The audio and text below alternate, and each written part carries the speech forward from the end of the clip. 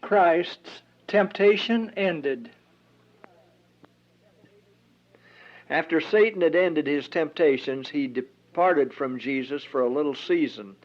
The foe was conquered, but the conflict had been long and exceedingly trying, and Christ was exhausted and fainting. He fell upon the ground as though dying.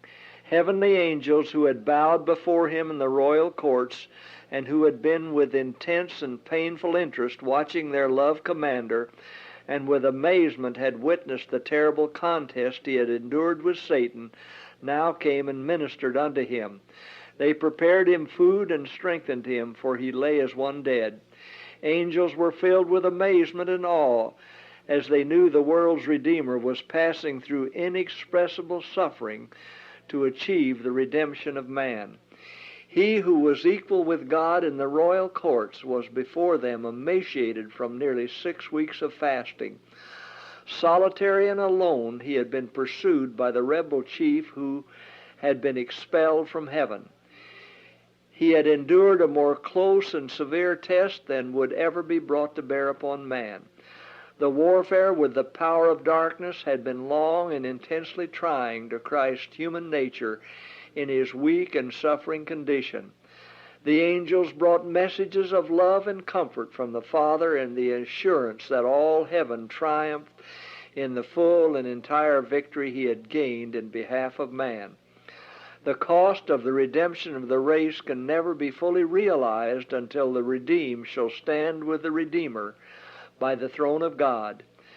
As they have capacity to appreciate the value of immortal life and the eternal reward, they will swell the song of victory and immortal triumph, saying with a loud voice, "Worthy is the Lamb that was slain to receive power and riches and wisdom and strength and honor and glory and blessing.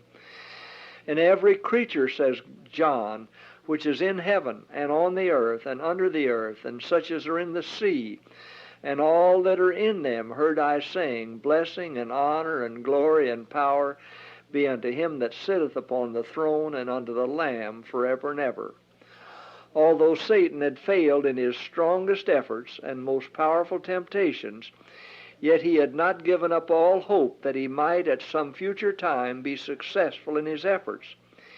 He looked forward to the period of Christ's ministry when he should have opportunities to try his artifices against him. Satan laid his plans to blind the understanding of the Jews, God's chosen people, that they should not discern in Christ the world's Redeemer. He thought he could fill their hearts with envy, jealousy, and hatred against the Son of God, so that they would not receive him, but would make his life upon earth as bitter as possible.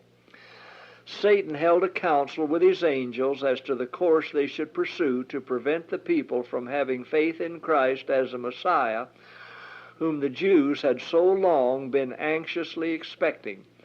He was disappointed and enraged that he had prevailed nothing against Jesus in the manifold temptations in the wilderness.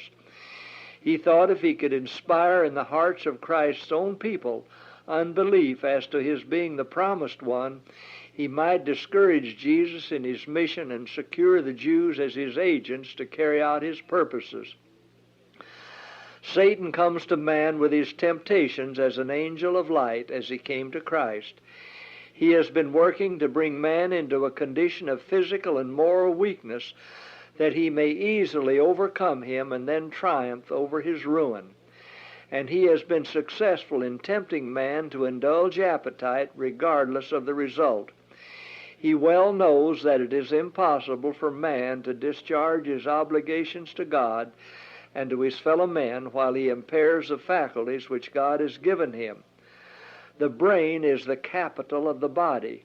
If the perceptive faculties become benumbed through intemperance of any kind, eternal things are not discerned.